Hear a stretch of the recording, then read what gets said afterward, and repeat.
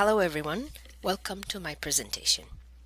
The title of my presentation is Conversational Telecollaboration in Arabic Classes, Intercultural Perspectives. Before I start my presentation, I would like to thank ICC and the committee in charge of organizing the event for giving me this opportunity to be with you remotely. First, I would like to introduce myself. My name is Sarab Al-Ani. I'm a senior language lecturer of Arabic at Yale University. I have been teaching there for quite a bit. I teach all levels, starting from novices all the way to advanced levels in content courses. To give you a little bit of a background of our students age range varies from between 17 to 30 something because we accept students in our classes depending on their language ability and not on the program. The vast majority of our students are learners of Arabic as second language. We have very few heritage learners that does not exceed 1% at all times. I'm going to begin with this sentence, which was a statement that was said by our students as they commented on the project that I will explain to you in a little bit through this presentation.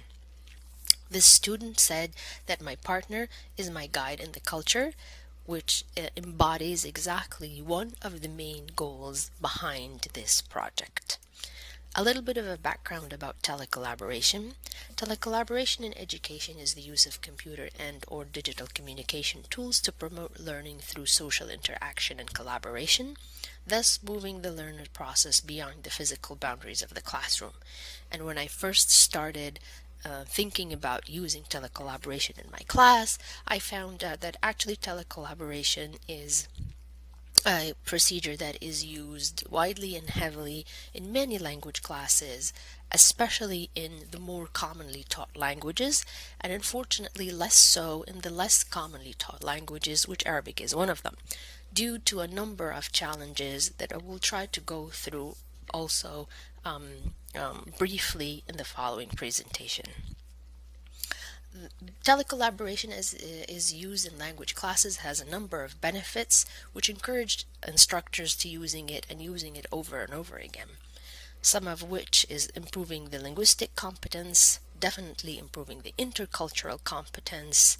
Their students' electronic literacy is definitely also improved by using telecollaboration, and perhaps the thing that I was hoping for the most is providing them with authentic opportunities for interaction, in addition to developing partnership, perhaps between two institutions, and definitely saving money, because in order for the previous 5 points to take place, ideally students would have to go to that country whose language they're learning, which is still a great resource and still something that we advise our students to do all the time. Unfortunately, it's not always possible, and the funding for which is not always available, so telecollaboration is definitely a great second option.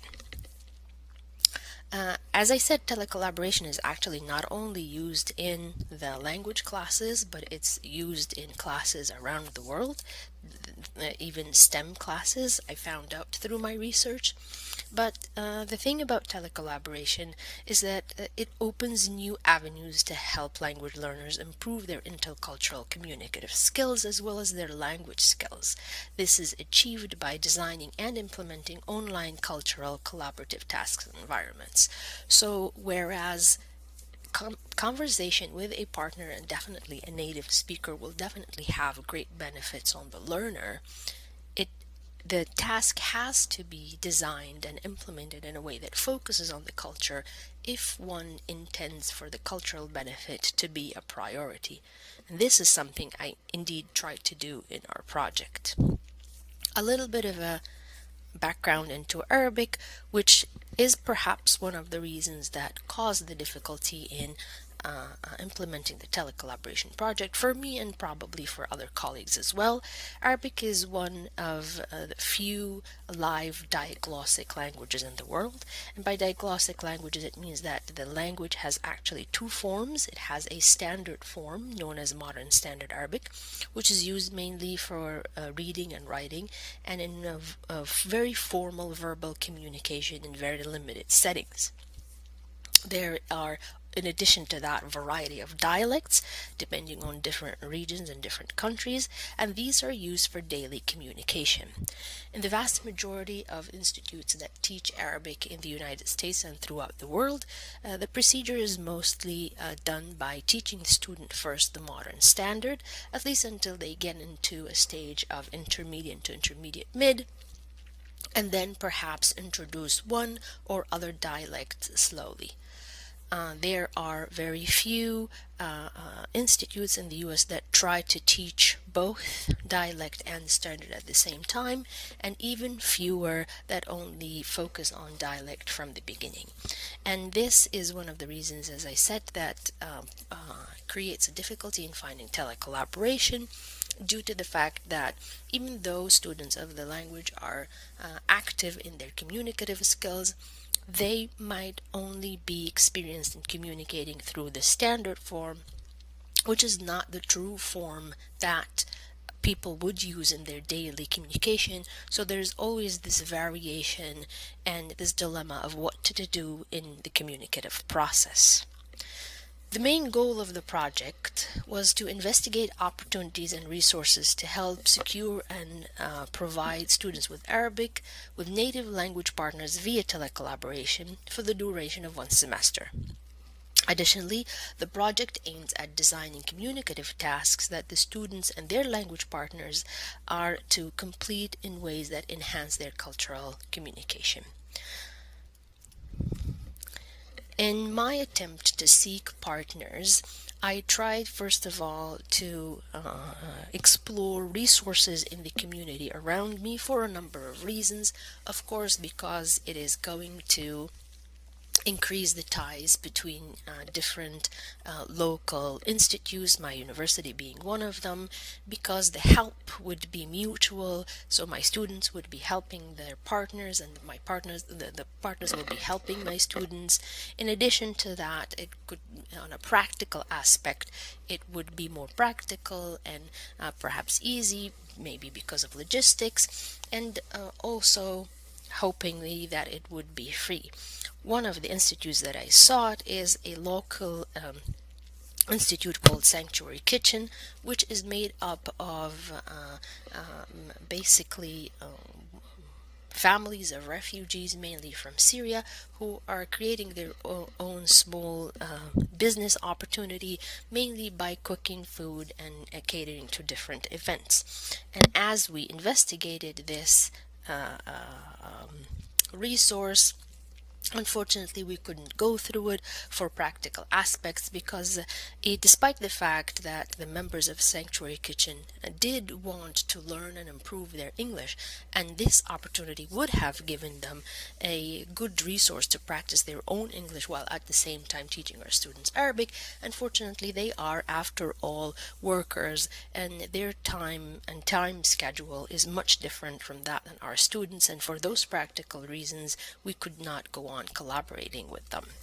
I did not give up though, and I tried to seek another local institution, which is the Integrated Refugee Immigration Services, and this is an organization that's also local that helps refugees, and hence they have contact with a great number of refugees who again are seeking to improve their English while also willing to help with Arabic.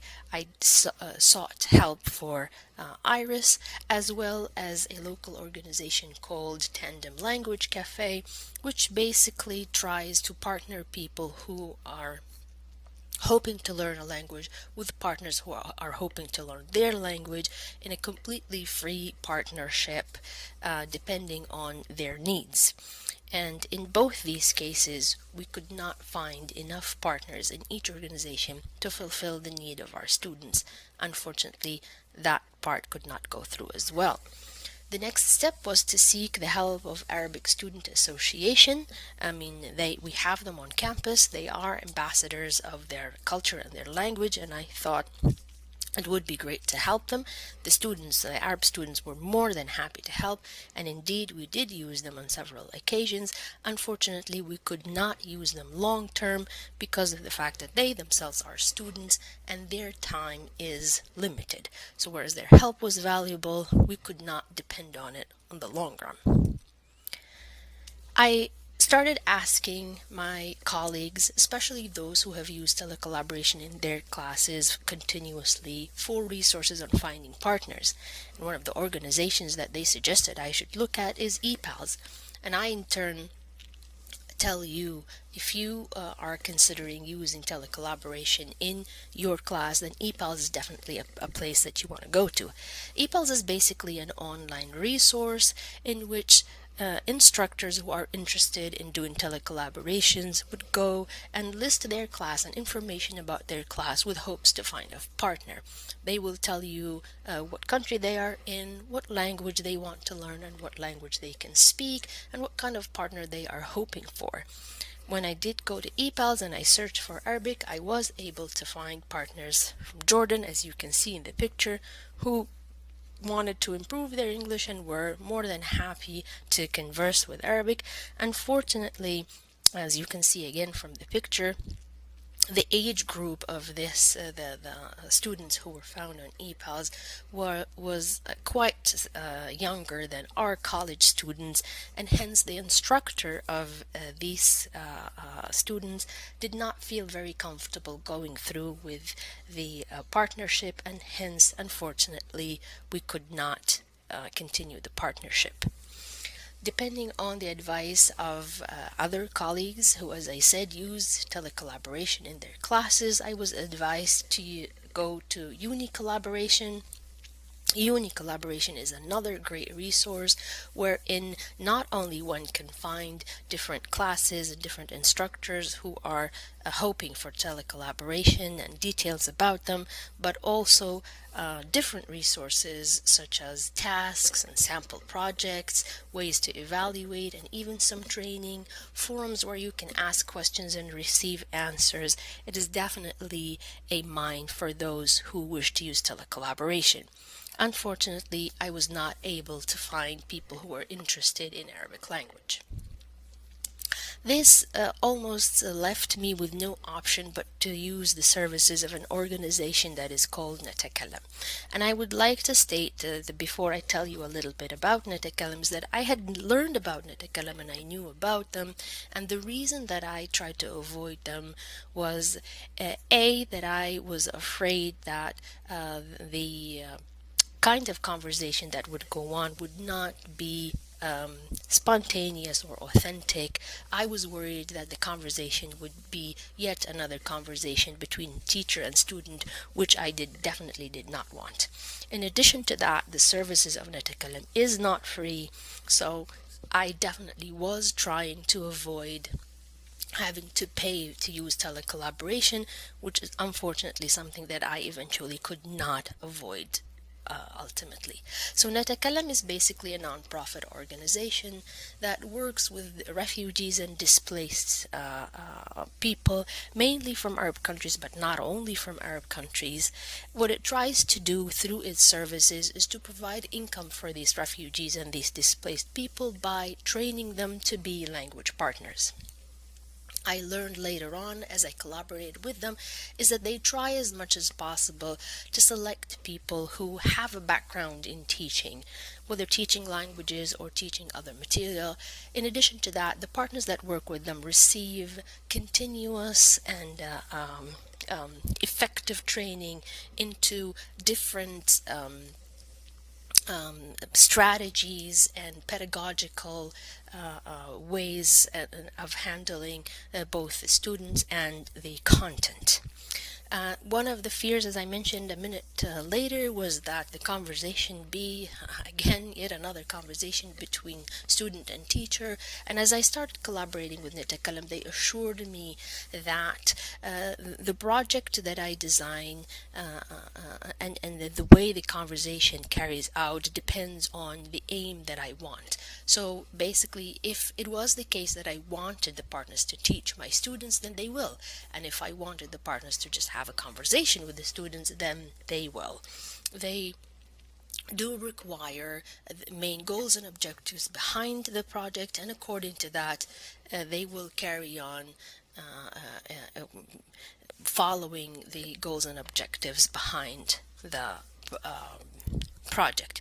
So we did end up using the services of Natakallam for our classes, and I would again like to specify that the services of Natakallam was not free, hence we needed to find funding from resources in the university, and I'm quite fortunate and grateful that we were able to find so with the help of the Yale Provoo Center and the Yale Macmillan Center.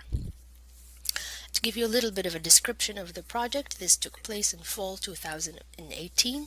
There were two classes that participated in this project, and they're of two different levels.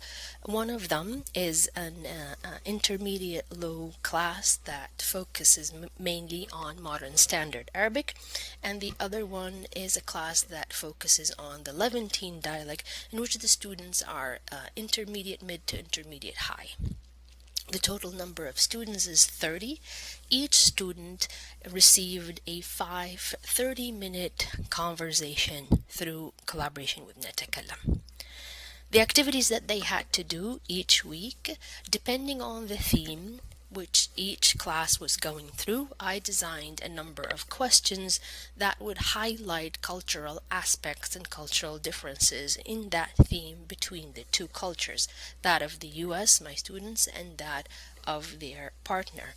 Each partner, both my students and the language partners, received these questions before the session time, and they were told that these questions are kind of brainstorming questions and conversation starters. They did not necessarily need to stick to the questions from beginning to end, but these were suggestions to kind of get the conversation going and also lead them in a certain direction.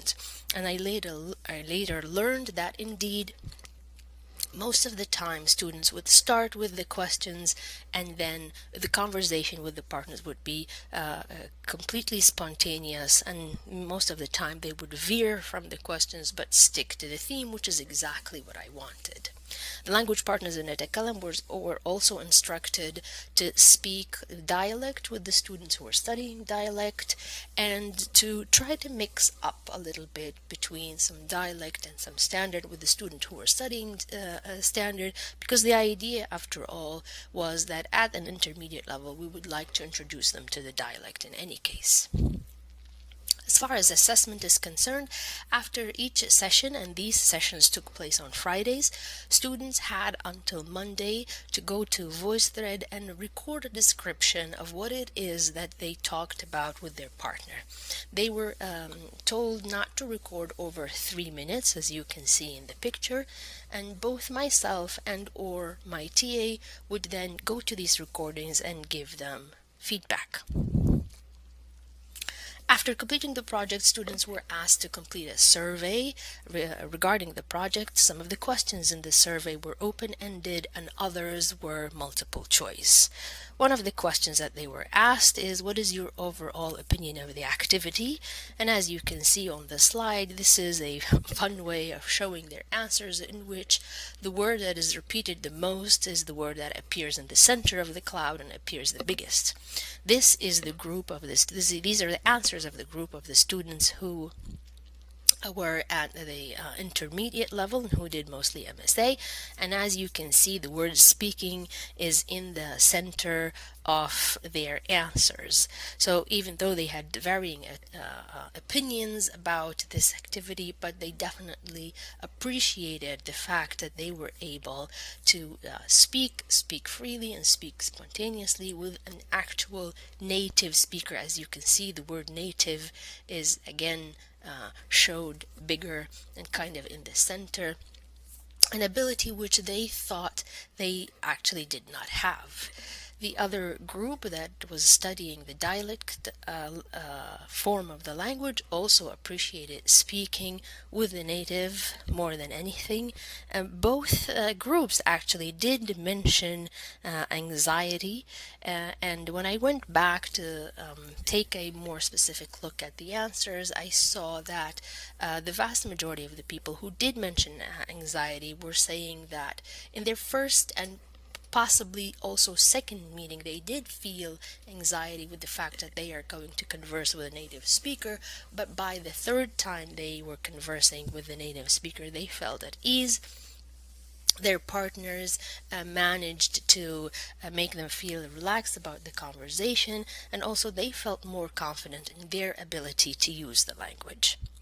Students were also asked if they thought that this activity contributed to their language level, and as you can see from the chart, the vast majority of them did actually either agree or strongly agree.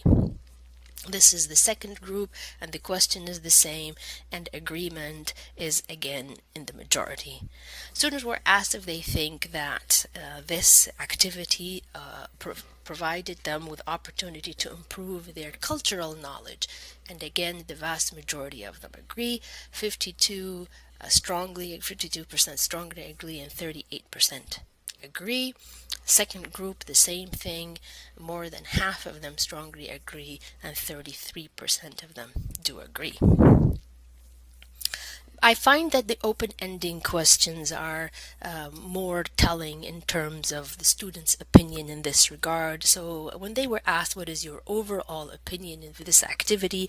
And despite the fact that this question did not ask them about culture specifically, but we can see through their answers that they themselves realized the importance of the fact that they were talking about and handling cultural elements. And these are some of the answers of the intermediate group who were focusing on MSA, and we can see through their answers how they themselves appreciate the cultural component, despite the fact that the majority of them liked the speaking component of this activity and how it improved their speaking ability. These are some other answers of the same group, and how we can see the fact that they appreciate this cultural awareness that they got through this conversation. And as we can see, one of them saying this is like learning about someone's life through their language, and our partners gave us insight into the culture and the places in which they lived, and these kinds of comments that show their value to the culture that they learned. These are some of the answers of the second group that focused mainly on the dialect, and the same trend is yet again available, their appreciation of the culture that they got. When they were asked what would you improve in this activity, they asked for more. Again, this is the word cloud that shows the word that people used the most, and it shows it at the center, and they definitely want more speaking. These are the answers of the first class, and these are the answers of the second class, which, even though the word more is a little bit smaller, but you can still see that it is in the center. It is the element that student asked for the most. One of the reasons that I hesitated in using Intercultural in the first place is the fact that it is not free, and yet I was quite pleasantly surprised to see that the vast majority of students would continue to use Intercultural after this program is over, despite the fact that it is not free. This kind of reassured my confidence in the value of this project that I was conducting with my students, despite the fact that we had to provide funding for it. The second group also expressed that they would be willing to use Netakalam after the project is over. At least the majority of them did. What about the future? What are we going to do? As far as the future is concerned, there are two things that I'm doing right now. One of the things that I'm doing right now is I'm going back to the recordings that the students did on VoiceThread, and I'm trying to analyze them in terms of linguistic content and cultural content to try to see if we can find any trends of change or improvement from the first session to the last. In addition to that, we are also going through the project of telecollaborative communicative with Natakallam in fall 2019. There are some changes here in that we do have the same amount of funding again. Unfortunately, the number of students is bigger, which means that we need to redesign the activities since we don't have as many sessions for each student. So what is happening now is that the type of activity will change, but still be able to focus on intercultural communication and cultural aspects. At the end of this, I would like to thank you for going through the presentation with me. I hope that you were able to find some of the information useful for you. If you wanted to go through intercultural collaborative project in your class, I would definitely be more than happy to answer any questions that you have. You can see my name and my email on the screen, and I would be more than happy to answer any questions you may have or any inquiries. I thank you again, and I thank the ICC one more time for providing me